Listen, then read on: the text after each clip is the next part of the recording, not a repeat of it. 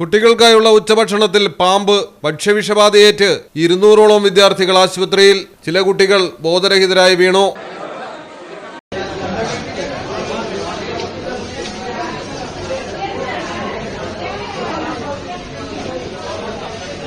ബീഹാറിലെ സഹസ്ര ജില്ലയിലുള്ള ബൽവാഹ മിഡിൽ സ്കൂളിലാണ് സംഭവം. ഉച്ചഭക്ഷണം കഴിച്ചതിന് പിന്നാലെ വയറുവേദനയും ഛർദിയും തലചുറ്റലും അനുഭവപ്പെട്ട കുട്ടികളെ ആശുപത്രിയിൽ പ്രവേശിപ്പിക്കുകയായിരുന്നു. തുടർന്ന് ഭക്ഷണ സാധനങ്ങൾ പരിശോധിച്ചപ്പോഴാണ് പാമ്പിൻ കുഞ്ഞിനെ കണ്ടെത്തിയത്.